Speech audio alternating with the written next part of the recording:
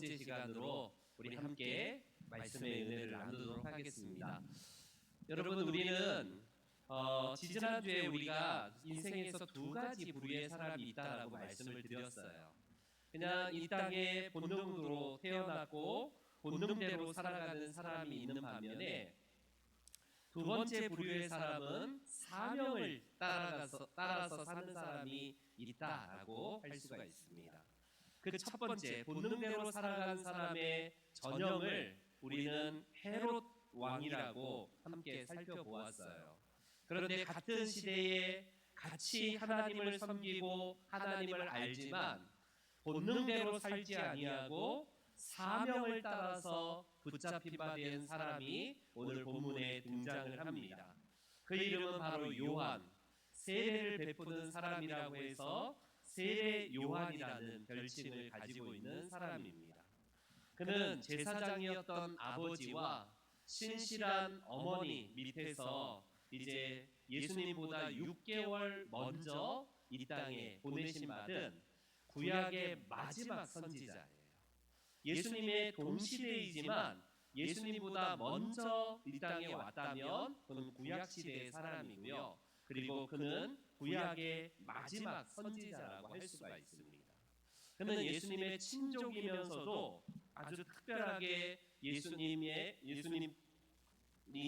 천사로부터 이제 그 마리아가 수태고지를 받은 것처럼 엘리자베스 바로 어머니를 통하여서 바로 이 땅에 오실 것을 하나님께서 수태고지로 말했던 바로 그 예고했던 바대로 이 땅에 온 바로 사람입니다.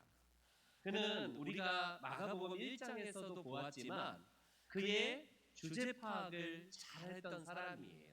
자기가 먼저 대단한 사람으로 드러내려고 하지도 아니하고 얼마든지 영향력 있는, 그래서 사람들에게 인기 영합을 할 수 있는 그런 위치에 있음에도 불구하고 자기를 이미지 메이킹을 하지 아니하고 사명을 붙잡는 사람이었습니다. 그가 흡사 구약의 엘리야를 연상시킬 만한 낙타털 옷을 입고요. 그리고 그는 손에 그리고 이 지팡이를 들고 와서 허리에 가죽띠와 그리고 여러 가지 모습을 보면 가히 기인과 같은 모습으로 이 땅에 온 사람입니다.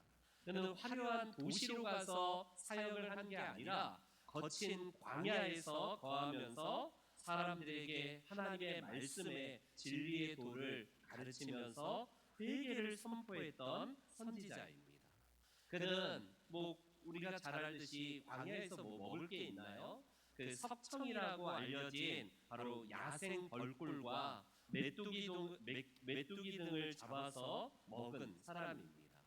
그런 그가 아주 단순하고 소박하게 이 땅에 하나님의 뜻을 증거하기 위해서 그는요 사명 감당에 몸부림쳤던 사람이에요. 그러자 사람들이 저 세례 요한이 혹시 구약에서 하나님께서 선지자를 통하여서 계속 말씀하신 메시아가 아닐까? 저 사람은 분명히 메시아인 것 같은데 누가 보기에도 그동안 우리가 기도하였던 메시아가 저 사람이 아닐까? 사람들은요 그렇게 이 세례 요한을 주목했을 때에도 그는요 어떻습니까? 로마로부터 이 땅을 구출하고 이 억압받은 땅에서 해방시킬 그 우리의 참 지도자가 저 세례 요한이 아닐까라는 모든 사람들이 그런 기대를 가질 때에도 세례 요한은 어떤 반응을 보였습니까? 나를 드디어 잘 이제 봐주는구나. 드디어 나 자신을 잘 알아주는구나. 그렇게 그는 그렇게 막 뻐깁니까? 내가 독립운동을 위해서 앞장설 테니 나를 따르라라고 하면서 이 민족을 봉기하는 그런 일에 앞장을 섰어요. 그렇지 않습니다.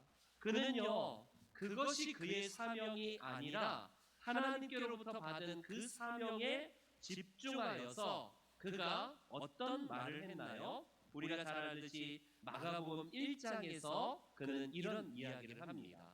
나보다 능력이 많으신 이가 내 뒤에 오시나니 나는 굽혀 그의 신발끈을 풀기도 감당하지 못하는 사람이다.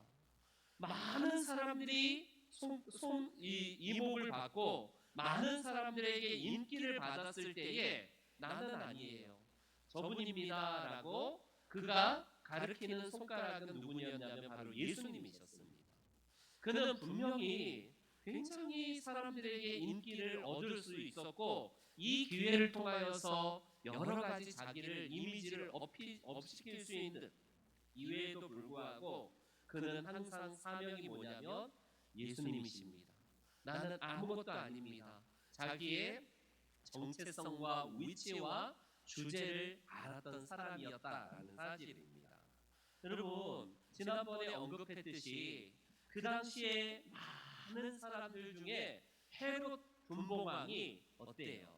자기의 남동생이었던 그 빌립의 아내, 쉽게 말하면 제수 씨를 취하여서 결혼을 하게 됩니다. 이거는 동생이 죽은 것도 아니고 이거는 엄연한 불륜에다가 윤리 도덕적으로도 맞지도 않고 십계명을 어기는 것뿐만 아니라 하나님의 뜻에 정면으로 배치되는 일이기 때문에 어떻게 일가를 합니까? 아무도 이 일에 나서는 사람이 없을 때에 세례 요한이 이 헤롯 왕에게 나아가서 뭐라고 말을 해요? 당신은 당신의 동생의 아내를 취하는 것은 옳지 않습니다.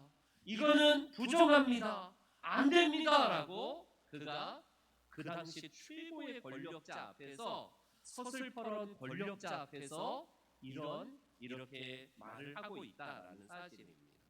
여러분, 저 잠깐의 말, 저것을 누구나 말하고 싶지만 다 자기 밥그릇이 있고 자기 생명줄이 있기 때문에 나서지 않았을 때에 세례 요한은 가감없이 나서서 이 말을 하고요, 이 충고로 말미암아 결국 감옥에 갇히게 됩니다. 그리고 시간이 흘러서 그는 감옥에서 결국 참수가 당해서 결국 한 줌의 이슬로, 그리고 이 땅에서 짧은 생애를 마감하게 됩니다. 여러분, 세상의 기준으로 보면 여러분, 죄송한 말이지만 개죽음 같아요. 너무너무나 어리석고, 아니 누가 그거 시킨 것도 아니고 누가 그거 하라고 누가 압력을 준 사람도 없는데 우리가 보기에는 헛된 죽음, 그냥 소위 시체말로 하면 개죽음처럼 보여요. 누가 그런 말을 하지도 않아도 아무 상관없습니다. 당신이 선지자니까 가서 그 사람에게 충고 좀 해주셔라고 말하는 사람은 아무도 없어요. 물론 모든 이스라엘 백성들은 이 일이 옳지 않은 것이다라는 사실을 삼척동자도 다 압니다.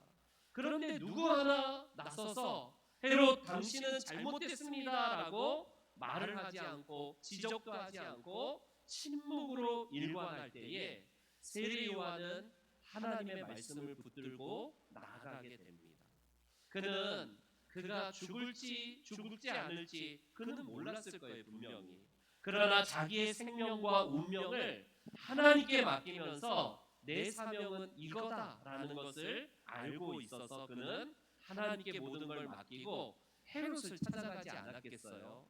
그리고 분명하게 헤롯의 잘못이 무엇인지를 그 앞에서 정면으로 지적을 한 것입니다. 그 결과 감옥에 있다가 결과적으로 그는 참수를 당하여서 그는 사명을 감당하고 인생을 마감하게 됩니다. 마태복음 11장 11절에 보면 이 세례 요한을 일컬어서 예수님은 죽은 다음에 세례 요한이 순교당한 다음에 그 감옥에 있을 때에 뭐라고 예수님이 말씀하십니까? 여자가 낳은 자 중에 세례 요한보다 더 큰 이가 없다라는 사실을 분명히 하고 있습니다. 여러분, 짧은 생애, 예수님보다 더 짧은 생애를 살다가 그는 먼저 하나님 나라에 입성을 해요. 짧지만 굵게 살았던 30여 년의 아주 짧은 생애를 살았지만 그 누구보다도 본능에 따라 살았던 사람이 아니라 바로 사명에 따라서 살아갔던 사람입니다.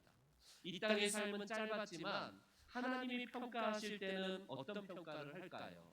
또 왜 이렇게 바보같이 지혜가 없냐? 왜 이렇게 어리석게 명을 단촉하여서 재촉해서 그렇게 짧게 살다 왔냐? 우리 하나님이 그러시겠습니까?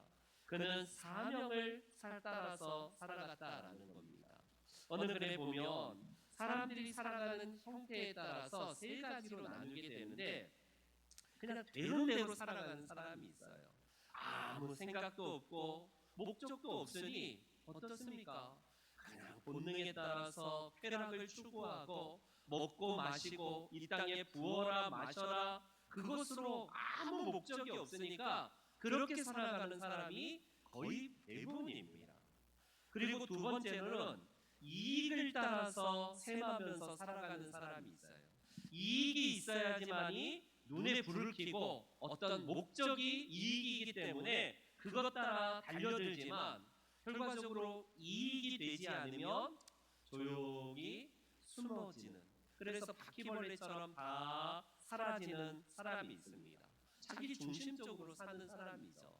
그런데 여러분, 사명을 따라 사는 사람은 소수입니다. 세례 요한처럼요, 손해가 되고 나한테 아무런 이익도 없을 수도 있어요. 그러나 고난을 받을지라도, 어떤 모진 고문과 어려움이 있을지라도 사명 때문에 나아가게 되고 사명을 붙들면서 살아가는 사람입니다. 이런 사람은 이 세상의 소수이지만 하나님이 그 사람을 주목하고 있는 것입니다. 여러분들은 어떤 사람이에요? 목적이 없이 살아가는 사람은 아닐 거예요. 왜냐하면 우리는 하나님을 믿는 사람이기 때문에. 그러나 하나님을 믿지만 이익을 셈하고 이 땅에서 내게 돌아올 이익이 많냐 적으냐, 이게 바로 우리들의 이런 모습들이 있지는 않는지요? 아니면 진정으로 세례 요한처럼 사명을 붙들고 살아가고 있는지 우리가 한번 생각해 봐야 됩니다. 사명을 영어로 미션이라는 이 영어를 쓰는데요, 미션이라는 어원이 어디서 오냐면 바로 헬라어, 이 그리스어의 미시오라는 단어에서 옵니다. 미시오라는 단어는요, 보낸다라는 뜻이에요. 보낸다. 여러분, 미셔너리라는 선교사가 미셔너리라는데 보냄받은 사람, 그래서 해외나 어려운 지역에 가서 하나님의 말씀을 따라서 살아가는 보냄받은 사람을 미셔너리라고 해요, 영어로. 이게 바로 선교사나 바로 보냄받은 사람을 뜻하지 않습니까? 이 바로 미션이 사명인데, 우리가 흔히 생각하기를 사명을 받았다, 보냄을 받았다라고 하면 선교사나 목회자나 이런 소수의 사람들을 생각하는 경향이 있어요. 여러분, 물론 특별한 부르심일 수도 있지만 이 세상에 있는 모든 사람들은 다 사명이 있는 사람입니다. 다 보냄받은 사람이에요. 미션이라는 이 헬라어가 미시오라는 단어가 어느 특정한 부류의 사람이 아니라 하나님께서 부름받고 하나님께서 보냄받은 사람이 다 사명이 있다는 뜻을 가지고 있는 어원입니다. 그렇기 때문에 이 사명을 우리가 발견해야 되고 그 사명을 찾아서 이 땅에서 우리가 사명을 감당해야 된다라는 겁니다. 나는 하나님이 꿈에서 나타나서 뭐 신학교 가라 뭐 우리는 계시도 내린 적도 없고, 하나님이 나한테 뭐 하다못해 뭐 방언이라도 줘서 나한테 사명이 있으니 너 뭘 해라 이런 말도 한 적이 없는데 무슨 내가 사명을 받았단 말이지? 아니에요. 기억하셔야 됩니다. 우리는 이 세상에 있는 모든 존재는 다 고유의 각각의 하나님으로부터 보냄받은 특별한 사명을 가진 사람이다라는 사실입니다. 여러분, 여기에 있는 마이크가 이 자리에 있는 이유가 바로 독특한 얘의 사명이에요. 사명. 얘가 노래방에 갈 수도 있고요, 얘가 방송국에 갈 수도 있고, 얘가 절에 가서 중들의 연부를 외우는 데 쓰임받는 마이크가 될 수도 있습니다. 그런데 교회에서 따로 이것을 사서 여기서 딱 쓰임받는 이유는요, 얘의 사명이 이거예요. 얘의 사명은 그냥 우리의 목소리를 공명시켜서 스피커를 통하여서 나 보내는 것이 예사명입니다. 예사명은 뭔가 가위처럼 다른 사물을 자르거나 종이를 자르는 데 사용되는 게 아니라 예만의 특별한 사용이 목소리를 공명시켜서 나가는 데 사용되면 되는 거예요. 마찬가지입니다. 옷은요, 옷으로서의 자기의 쓸모, 자기의 필요가 있기 때문에 이 땅에 존재하는 것입니다. 다 각자의 쓸모와 각자의 독특한 역할과 그런 사명이 있기 때문에 이 땅에 온 거예요. 마찬가지입니다. 이런 사물들도 인간이 만든 것도 그러하거늘 하나님께서 우리 각 사람을요, 필요에 따라서 독특하게 우리를 이제 만드시고 그 필요와 그거에 따라서 우리를 이 땅에 보내셨다라는 사실입니다. 그렇기 때문에 주부가 밥을 하고요, 주부가 주방에서 설거지를 하는 것도 하나님의 보내심 받은 거룩한 사명이에요. 신학교를 가는 것만이 거룩한 사명이 아니라 내가 직장에 파송이 되어서 아침 일찍 일어나서 하루 종일 근무하는 그곳에서도 하나님의 사명을 받아서 우리는 그 일을 감당하는 겁니다.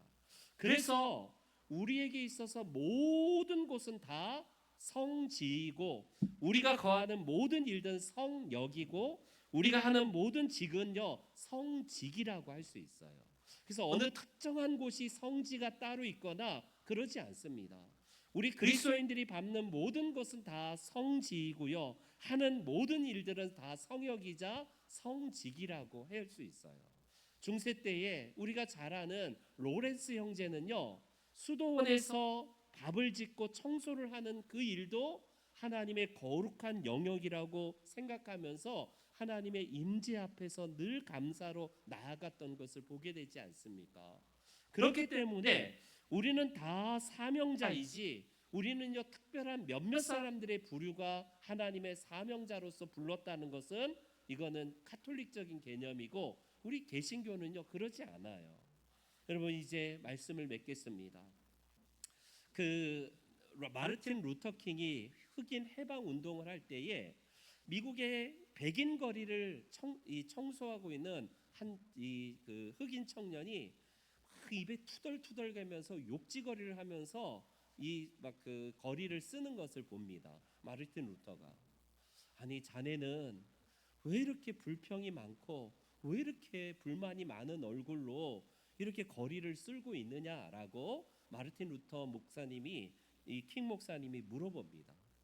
아니 나는 똑같이 태어나서 저 백인 놈들 그 거리에서 돈 많은 사람들이라고 내가 그 놈들 그 집 앞을 쓸고 있는데 이거 불공평하지 않느냐라고 목사님 내가 이렇게 불공평한 세상에 살아야 됩니까?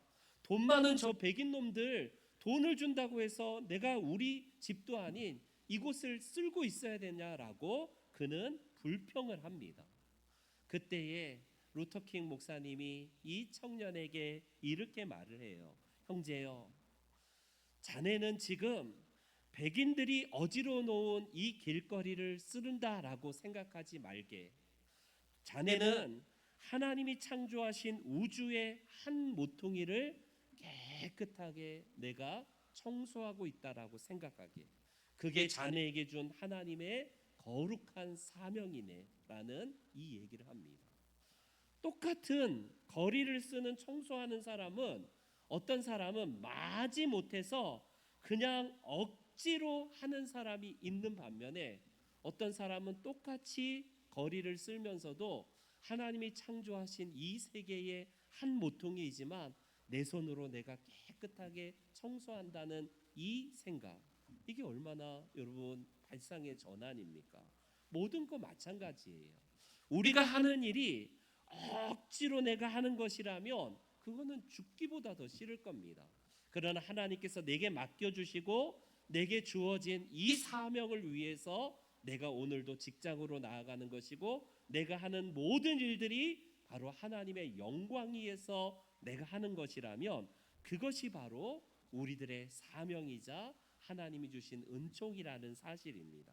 이처럼 내가 뭘 하느냐가 중요한 건 아니에요. 직업이 귀천이 없다라고 하고 있고요.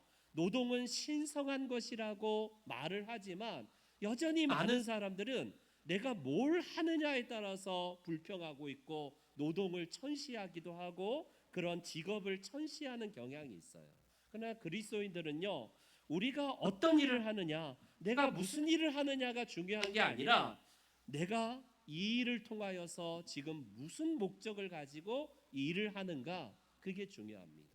단지 우리는 입에 풀칠하는 그 정도가 아니라 이 일을 통하여서 내가 하나님께 영광이 되고 이웃에게 유익이 되는가, 그거를 우리가 지금 하는 거예요. 그런 면에서 직업은 귀천이 없지만 악한 직업도 있습니다. 이웃을 위해서 섬기는 봉사직이 아니라 어떻습니까? 이웃을 죽이는 일도 우리 주변에 많이 있지 않습니까? 도박, 막 사기치는 것들 여러 가지 막 판매를 하면서도 사람을 죽이는데 앞장서는 일들은 그거는 다 사악한 것들이에요.